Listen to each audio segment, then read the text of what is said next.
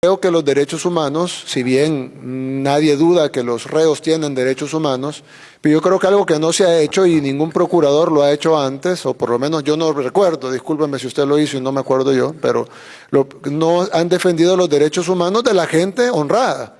Generalmente defienden como que todo el enfoque de derechos humanos internacional o de las ONGs incluso está enfocado en los derechos de los delincuentes, que tienen derechos. Nadie dice que los delincuentes no tienen derechos, pero ¿por qué el enfoque es siempre en los derechos de los delincuentes? Y la gran mayoría de la gente honrada,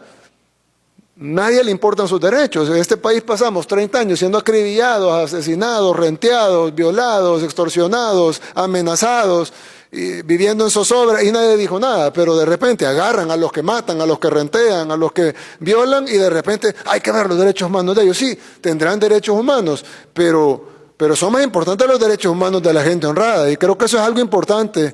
procuradora, que debe de también investigarse y debe de también reportarse, porque si no, entonces no estamos hablando de derechos humanos, estamos hablando de derechos de los delincuentes, que creo que son dos cosas distintas. Derechos humanos son todos, y los derechos y las personas que no tienen sus derechos restringidos son las personas honradas, porque los otros tienen derechos humanos, pero tienen derechos restringidos. Por ejemplo, no tienen derecho al voto, no tienen derecho a la actividad económica, no tienen derecho a la libertad. ¿Por qué cometieron un delito? Entonces, si se les restringe, en Estados Unidos algunos no tienen derecho a la vida porque les ponen a la silla eléctrica.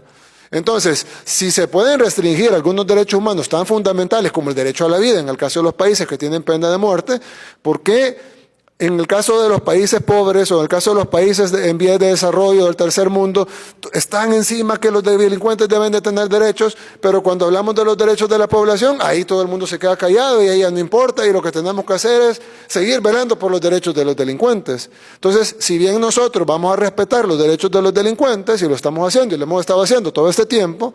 pero nuestra prioridad va a ser los derechos de la población honrada, que son los que no tienen sus derechos restringidos porque no cometieron delito.